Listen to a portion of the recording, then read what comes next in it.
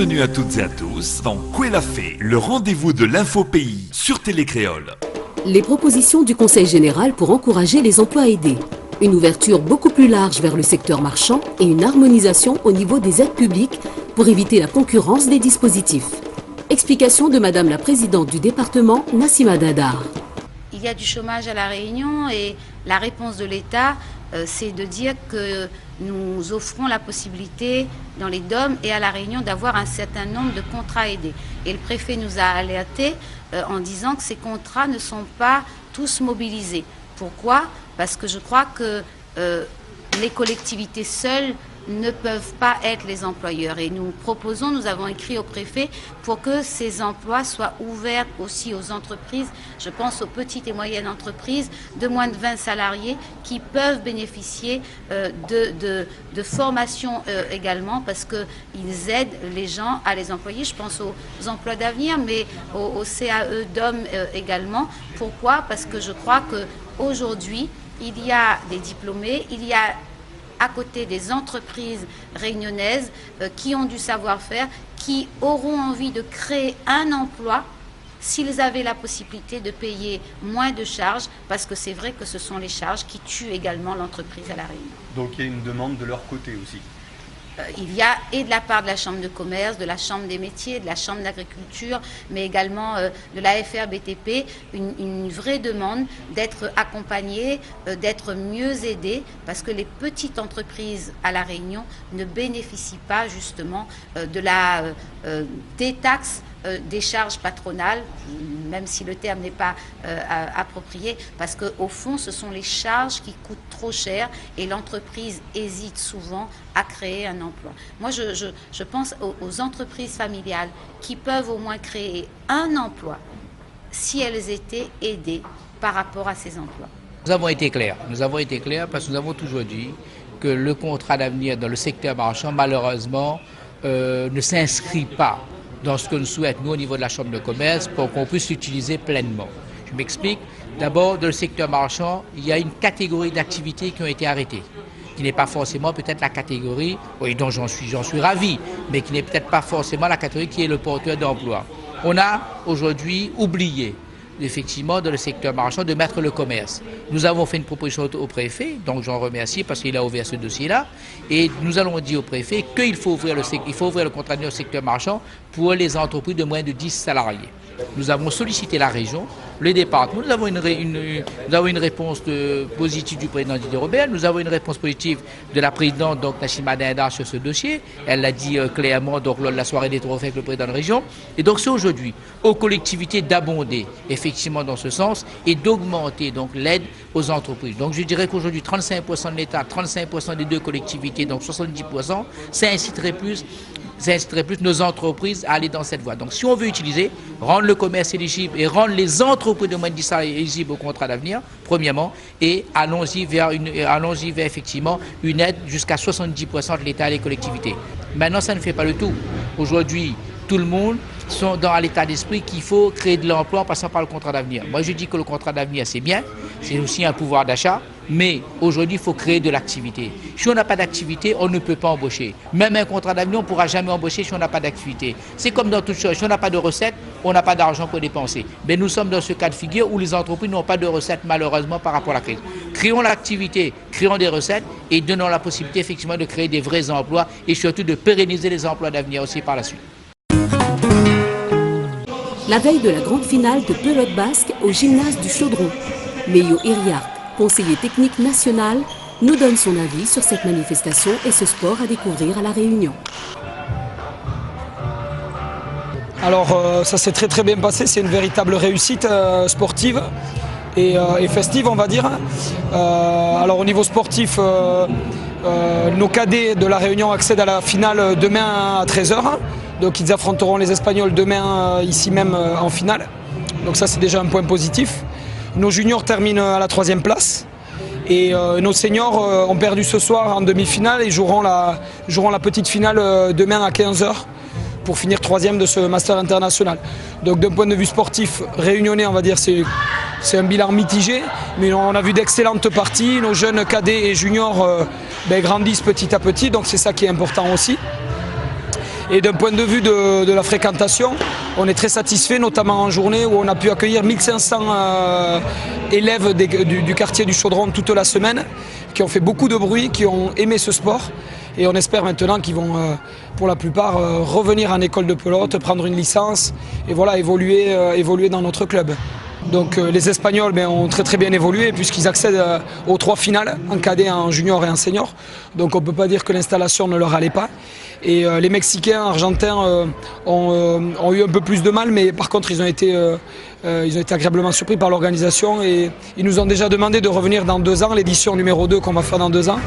Et même ils aimeraient amener plusieurs équipes mexicaines et plusieurs équipes argentines. Donc ça veut dire que c'est une réussite à tous les niveaux.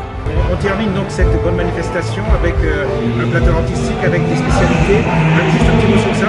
Oui, alors ce soir, à l'issue de la dernière demi-finale, on aura un super concert ici même à l'ancienne école Damas-le-Gros avec Cliff Azor, Rolian, Eric Pounous et Émilie Ivara.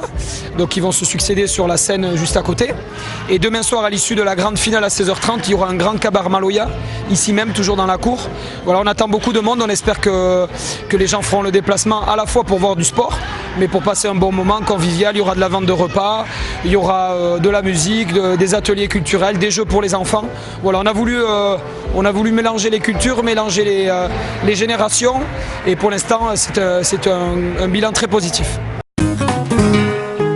Un accord cadre région EDF-ADEME a permis la signature le 11 décembre 2014 d'une convention avec l'Agence française de développement pour le programme de rénovation thermique et de mise en accessibilité du bâti régional. Nous sommes engagés depuis 2012 sur un gros travail pour la rénovation thermique des bâtiments, du patrimoine bâti de la région.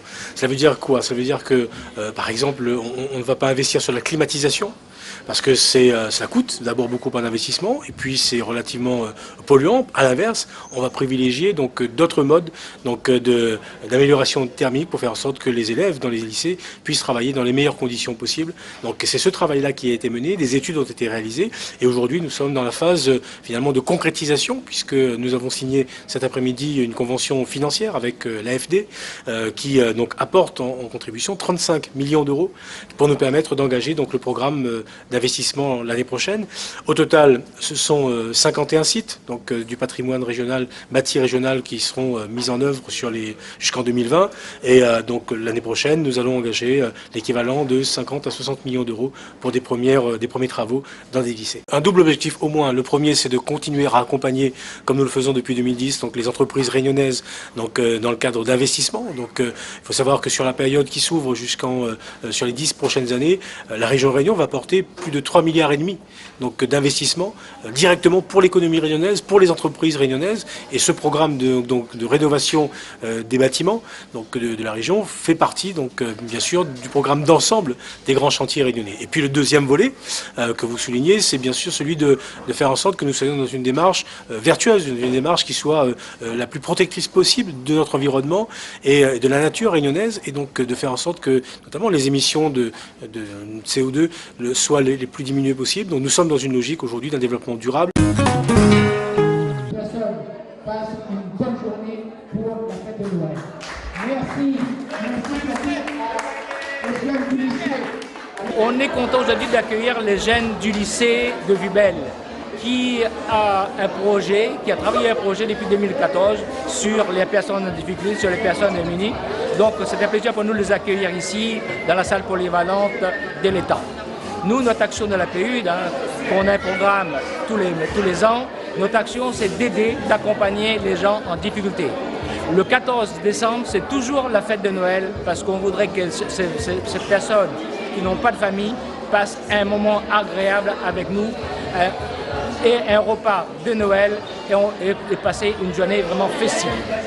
On fait ça depuis plus de 10 ans, on fait ça chez Saint-Paul et je pense que l'action se nous renouvellera aussi dans les années à venir parce que la situation économique et sociale est très difficile et les gens sont de plus en plus en difficulté aujourd'hui. On a préparé cette journée pour les sans-abri. On a fait la démarche des entreprises pour avoir de quoi manger, de quoi boire. Et on était aidés aussi par les profs. Tournez comme ça, mon bonne musique, avec la musique d'été, tournez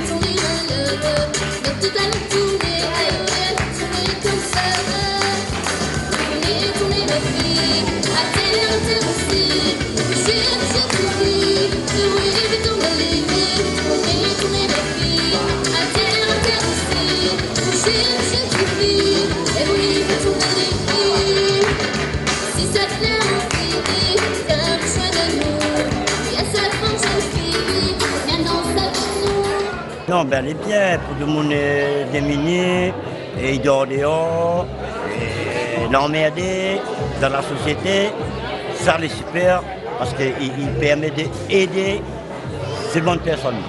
Bonjour à toutes les bonnes personnes bénévoles qui occupent de nous, d'ici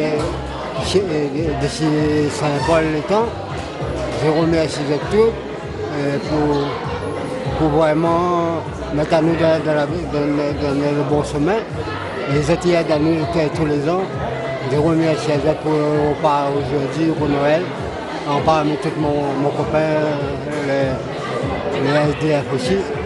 Il fait partie des autres aussi. Je suis content, je dois dire, pour moi aussi. Et merci à vous aussi.